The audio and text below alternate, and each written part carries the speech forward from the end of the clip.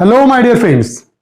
I'm Dr. Wasim I Khan, Assistant Professor, Shri Shivaji Law College, Parbhani, Maharashtra, India. So today's point of discussion will be power to examine the accused person, which is discussed under section 313 of Criminal Procedure Code 1973.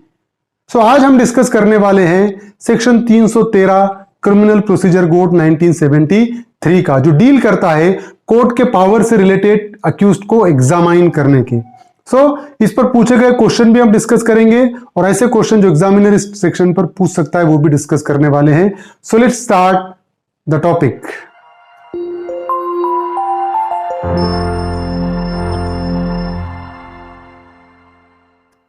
Section 313 power to examine the accused.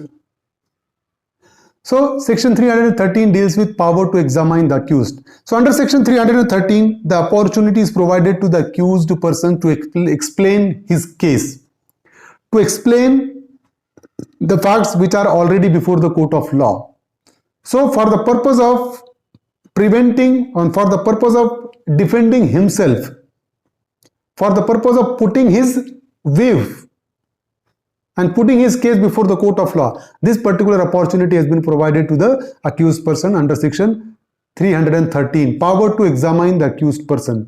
So subsection 1 of section 313 deals with, in every inquiry or trial, for the purpose of enabling the accused personally to explain any circumstances appearing in the evidence against him. So whatever the evidence which are present in the case against the accused person, for the purpose of providing an opportunity to the accused persons to explain that particular evidence which is against him, the opportunity is provided under section 313. So in every inquiry or trial, so क्या हो गया कि when the court is having a power to examine the accused person, the court can examine the accused person in inquiry or trial. It means in the investigation, section 313 will not be attracted. So investigation के दौरान magistrate को court को power नहीं है accused को examine करने का। Section 313 का सब क्लॉज 1 शुरू हो रहा है इन एवरी इंक्वायरी और ट्रायल, इंक्वायरी में या ट्रायल में, किस पर्पज से? For the purpose of enabling the accused personally, किसको? अक्यूज्ड को पर्सनली क्या इनेबल करने के लिए? To explain any circumstances appearing in the evidence against him, कि अगर फॉर एग्जांपल कोई एविडेंस उसके अगेंस्ट में आता है, उस एविडेंस को एक्सप्लेन करने के लिए, उस अक्यूज्ड को इनेबल करने के लिए क्या कर सकता है court? The court may at any stage without previously warning the accused put such question to him as the court consider necessary. तो कोर्ट क्या करेगा कि भाई तेरे अगेंस्ट में ये एविडेंस आ गया है। अब सब क्लॉज ए क्या कह रहा है, देखिए सब सेक्शन 1 का sub clause A, may at any stage. अब यहां पर मे का वर्ड यूज किया हुआ है सब सेक्शन 1 के ए में। कोर्ट क्या कर सकता है? कोर्ट में eight any stage, may means it is a discretion of court. Now the court is having a discretion, तो कोर्ट में एट एनी स्टेज यानी इंक्वायरी से ट्रायल के बीच में कभी भी without previously warning the accused, accused को कोई वार्निंग देने की जरूरत नहीं है कि भाई ऐसा ऐसा है, यूं है, तू यूं करेगा तो तुझे ऐसा होगा। There is no need to give warning to the accused person. Put such question to him as the court consider necessary. Court उसको जो चाहे वो क्वेश्चन पूछ सकता है। कोर्ट को लगा कि हाँ ये एविडेंस अक्यूज्ड के अगेंस्ट में आया है और उस एविडेंस से रिलेटेड उसको क्वेश्चन पूछ सकता है कि भाई तेरे एविडेंस तेरे अगेंस्ट में ऐसा ऐसा आया है, तेरा क्या कहना है इसमें, लाइक दैट।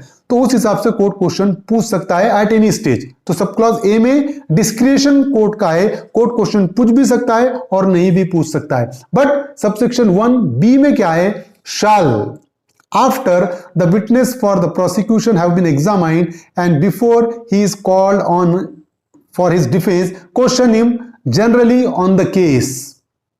अब देखो कि सब क्लॉज बी में ये है कि shall, now it is a mandatory, it is the duty of the court to put a question to the accused person. अब कोर्ट को अक्यूज को क्वेश्चन पूछना जरूरी है, मैंडेटरी है। तो कब? After the witness for the prosecution have been examined. तो मतलब प्रोसिक्यूशन के विटनेस को समझ जाएंगे, प्रोसिक्यूशन के विटनेस कोर्ट में आ जाएंगे, प्रोसिक्यूशन के विटनेस का एग्जामिनेशन हो जाएगा। अब प्रोसिक्यूशन कहेगा कि हाँ मेरे विटनेस का एग्जामिनेशन क्लोज हो चुका है, मुझे आगे कोई विटनेस को एग्जामाइन नहीं करना है। अब प्रोसिक्यूशन के विटनेस खत्म हो गए और उसके बाद स्टेप आती है डिफेंस के विटनेस की। तो लेकिन यहां पर बात ये हो रही है कि प्रोसिक्यूशन के विटनेस जैसा खत्म हो गए और डिफेंस के विटनेस शुरू होना है, इसके बीच में प्रोसिक्यूशन के विटनेस खत्म होने के बाद और डिफेंस के विटनेस शुरू होने के पहले क्या करना पड़ेगा? अक्यूज को एग्जामाइन करना जरूरी है।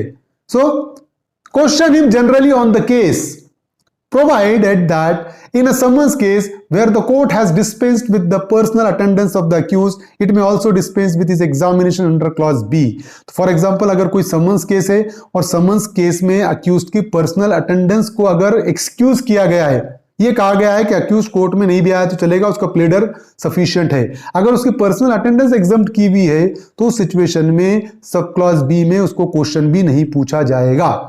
तो सब क्लॉज बी क्या कहता है कि प्रोसिक्यूशन की विटनेस खत्म होने के बाद कोर्ट अक्यूज्ड को क्वेश्चन पूछना ही पड़ेगा, अक्यूज्ड को कोर्ट को, कि भाई कोई चीजें कि फॉर एग्जांपल अक्यूज्ड के अगेंस्ट में कोई एविडेंसेस आए हैं, वो एविडेंस तेरे अगेंस्ट में ऐसे ऐसे एविडेंस है, तेरा क्या कहना है, फॉर एग्जांपल एक्सप्लेन करने के लिए उसको अपॉर्चुनिटी दी जाएगी। Now subsection 2 of section 313 deals with no oath shall be administered to the accused when he is examined under subsection 1. तो अगर उसको कोर्ट अंडर सबसेक्शन 1 एग्जामाइन कर रहा है तो कोर्ट उसको ओथ नहीं दिलाएगा, मतलब उससे कसम नहीं खिलवाई जाएगी कि जो कहूंगा, सच के सिवा कुछ नहीं कहूंगा। विदाउट ओथ उसका एग्जामिनेशन होगा सेक्शन 313 में। Sub clause 3 deals with the accused shall not render himself liable to punishment by refusing to answer such question और by giving false answer to them. Suppose if the court ask a question under section 313 to the accused person and if the accused remains silent, then he is having a right to remain silent। कि वहां पर वो for example उसको question पूछा गया तो उसने जवाब देना जरूरी नहीं है, वो खामोश भी रह सकता है, वो साइलेंट भी रह सकता है and he can refuse to answer, वो बोल सकता है कि नहीं मुझे जवाब नहीं देना है। और suppose if he has given a false evidence so he cannot liable for any punishment, ना तो वो झूठी गवाही के लिए लायबल रहेगा, ना तो वो कोर्ट ने उसको सवाल पूछा उसने जवाब नहीं दिया इसके लिए लायबल रहेगा, कोई पनिशमेंट के लिए वो लायबल नहीं रहेगा। क्वेश्चन पूछा गया वो खामोश रह सकता है, क्वेश्चन पूछा गया वो रिफ्यूज कर सकता है, या फॉल्स एविडेंस भी दिया तब भी उसके लिए कोई पनिशमेंट नहीं होगी। Sub clause 4, the answer given by the accused may be taken into consideration in such inquiry or trial and put in evidence for or against him in any other inquiry into or trial for any other offense which such answer may tend to show he has committed। तो यहाँ for example अगर वो जो भी जवाब दे रहा है accused, वो जवाब इंक्वायरी या ट्रायल में कंसिडर किया जाएगा एज एविडेंस, है ना। ये इंक्वायरी या दूसरे कोई इंक्वायरी या ट्रायल जिसमें वो को रिलेट करता है उसमें वो कंसिडर किया जाएगा अक्यूज का answer. Sub clause 5 deals with the court may take help of prosecutor and defence council in preparing relevant question which are to be put to the accused and the court may permit filing of written statement by the accused as sufficient compliance of this section. तो court क्या कर सकता है सब clause 5 में prosecution की या defence council की मदद ले सकता है, क्या के लिए? क्वेश्चन प्रिपेयर करने के लिए, भाई कौन से क्वेश्चन पूछना चाहिए अक्यूज्ड को, उसमें दोनों की प्रोसिक्यूशन की और डिफेंस काउंसिल की दोनों की मदद ले सकता है। और कोर्ट परमिशन भी दे सकता है कि अक्यूज्ड अपना रिटन स्टेटमेंट भी फाइल कर सकता है, अपना जवाब जो है वो रिटन में भी फाइल कर सकता है, और रिटन में फाइल किया तो ये सेक्शन का प्रॉपर कंप्लायंस हुआ ऐसा ट्रीट होगा। अब देखिए कि यहां पर पॉइंट्स ऑफ एग्जामिनेशन, अब किस पॉइंट पे कोर्ट क्वेश्चन पूछेगा अक्यूज्ड को? Presence of accused on spot. For example evidence आए कि at the time of commission of accused at the time of commission of offence the accused was present at the spot, evidence मिले कि वो spot पे मौजूद था जब offence हुआ, तो कोर्ट 313 में उसको क्वेश्चन करेगा कि भाई ऐसा ऐसा तेरे अगेंस्ट में एविडेंस मिला कि तू उस जगह पर मौजूद था जहां पर ऑफेंस हुआ, इसमें तेरा क्या कहना है? तो अब अक्यूज्ड अपना एक्सप्लेनेशन देगा कि हाँ मैं वहां मौजूद था लेकिन मैंने ऑफेंस नहीं किया, मैं ये चीज लाने के लिए वहां पर गया था, वट एवर इट में भी। तो इस तरीके का क्वेश्चन उसको पूछा जा सकता है। His part in commission of offence के what is your part in commission of offence, कि भाई तुम्हारा पार्ट क्या था ऑफेंस करने में। भाई एविडेंस तो ये कह रहा है कि तुमने लकड़ी से उसको मारा, व्हाट इज योर पार्ट, कि तुमने क्या है। वो बोलेगा कि नहीं मैंने कुछ भी नहीं किया, ना मैंने लकड़ी से मारा ना कुछ किया। इस तरीके का क्वेश्चन कोर्ट पूछ सकता है। मेडिकल एविडेंस अगेंस्ट हिम, तो अगर फॉर एग्जांपल एक आधा मेडिकल एविडेंस है, पोस्टमार्टम में इसके अगेंस्ट में कोई एविडेंस मिला, तो कोर्ट पूछेगा कि भाई ऐसा ऐसा है, मेडिकल एविडेंस तेरे अगेंस्ट में ऐसा ऐसा है, तेरा क्या कहना है। अक्यूज्ड का एक्सप्लेनेशन दे सकता है सेक्शन 313 में। Object recovered from him, for example अगर अक्यूज्ड के पास से कोई वेपन की रिकवरी हुई है, तो वेपन तो रिकवर हुआ, तो कोर्ट पूछेगा कि भाई तेरे ही पोजीशन से हमें वेपन मिला, फिर ये वेपन आया कहां से। तो अक्यूज्ड अपना एक्सप्लेनेशन दे सकता है कि मुझे नहीं पता, कोई तो भी लाकर रखा होगा, वट एवर इट में भी। तो अक्यूज्ड 313 में अपना एक्सप्लेनेशन दे सकता है। कन्फेशन, कि भाई तुमने इस पर्सन के सामने, इस अक्यूज्ड के सामने, इस पर्सन के सामने, मैजिस्ट्रेट के सामने कन्फेशन दिया, सही है। वो एक्सप्लेनेशन देगा कि नहीं मेरा कन्फेशन दबाव डाल के लिया गया है, मेरा कन्फेशन वॉलंटरी नहीं था, whatever it may be. Then sixth one is motive of the witness to depose against him, कि भाई ये विटनेस ने तेरे अगेंस्ट में गवाही दिया, उसका क्या मोटिव है, उससे क्या तेरी दुश्मनी है, वो क्यों तेरे अगेंस्ट में ऐसा गलत जवाब देगा। अब यहां पर अक्यूज्ड बोलेगा कि नहीं मेरी ऐसे ऐसे उससे राइवलरी है, मेरी उससे दुश्मनी है, इसलिए वो मुझसे बदला लेने के लिए झूठी गवाही दे रहा है, वट एवर इट में भी। वो अपना जो पक्ष है वो रख सकता है कोर्ट के सामने, एक्सप्लेनेशन वो दे सकता है। नाउ देखिए केस है Dahal Singh versus state of Himachal Pradesh, AIR 2010 का केस है।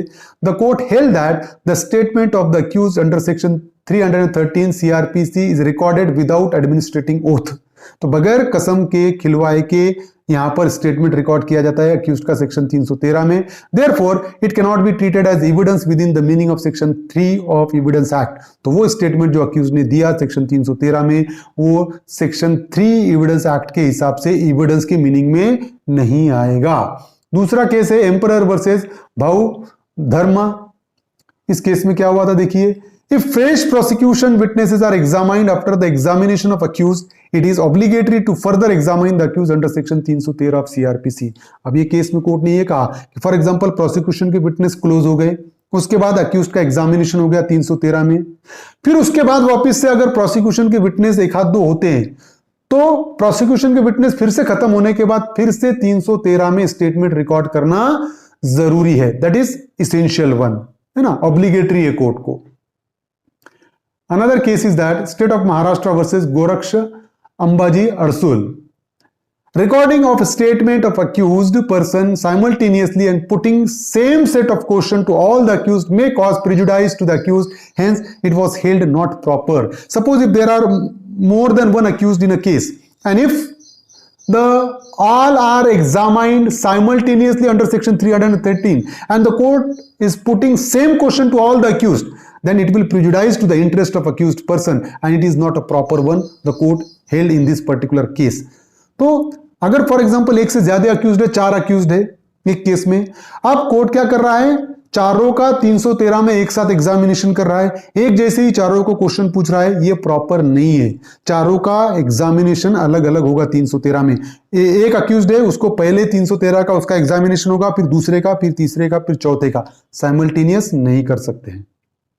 प्रोबेबल क्वेश्चन है देखिए, under section 313 of CrPC the statement of accused has to be recorded on oath, has to be recorded without oath, either on oath or without oath depending on whether the case is a summons trial or a warrant trial, either on oath or without oath as per the discretion of court। तो अब यहां पर specific no oath shall be administered to the accused, तो option B is a correct one. Has to be recorded without oath, oath की जरूरत नहीं है। Another probable question is that section 313 of CRPC 1973 deals with power of the court to compound offenses, power to examine the accused, power to order local investigation, power to issue warrant। तो यहां पर हमने already discuss किया, title ही है section 313 का, power to examine the accused. So the correct option is option B. So this is section 313। So I hope you understand all the provision of section 313. If you understand, please subscribe my channel. hit the notification button, hit the like button, and share this video with your friends. Thank you very much.